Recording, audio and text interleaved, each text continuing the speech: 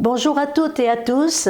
Donc, le CCAS de la ville de Digne-les-Bains offre chaque année, à l'occasion des fêtes de fin d'année, un colis gourmand à tous les aînés de plus de 70 ans sous conditions financières et de demande, soit cette année plus de 150 colis qui ont été distribués ou qui vont être distribués. Mais tous nos aînés qui sont dans les EHPAD ou dans des établissements de la ville de Digne-les-Bains ne sont pas oubliés, puisqu'on leur offre aussi un ballotin de chocolat et de biscuits.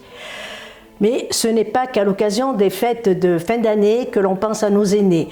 Tout au long de l'année, nos aînés peuvent bénéficier, par exemple, d'un système de cartes de réduction ou de gratuité pour le TUT, pour le cinéma, pour la médiathèque. Pour 2023, plus de 600 Dinois ont bénéficié de la carte Soleil et 260 de la carte Azur.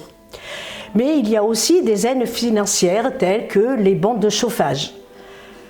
Pour les personnes qui ont plus de 90 ans, ils peuvent faire appel au Flexitude. C'est une nouveauté depuis 2023. Un autre service qu'assure le CCAS, c'est le portage des repas.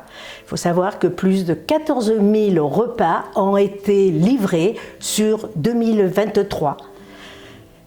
Nous tenons aussi un registre des personnes vulnérables qui sont appelées, par exemple, dans le cadre de la canicule, quand il y a la canicule, pour savoir s'ils s'hydratent bien, s'ils ne rencontrent pas de problèmes. Ce sont toutes des personnes qui sont en général donc isolées. Le CCAS met aussi à disposition de tous les aînés d'un animateur numérique pour les aider dans leur démarche administrative ou pour tout simplement pour ceux qui ont envie de se familiariser à l'informatique.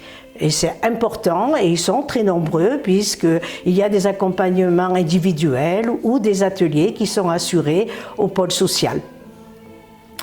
Donc pour toutes ces activités ou ces services que rend le CCAS, vous pouvez vous renseigner en vous adressant au CCAS et où des personnes feront un plaisir de vous donner toutes les informations.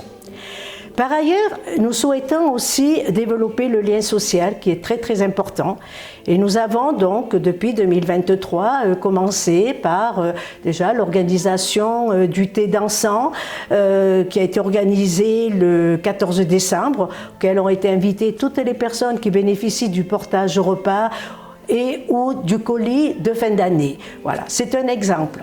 Mais nous souhaitons développer ce lien social pour 2024 en organisant des ateliers au cours desquels pourront être abordés des sujets tels que l'alimentation, tels que le bien-être, des ateliers de jeux de société, des ateliers de lecture ou d'écriture. Plein de projets pour 2024 pour tous nos aînés auxquels je voudrais donc leur souhaiter un joyeux Noël et de bonnes fêtes de fin d'année.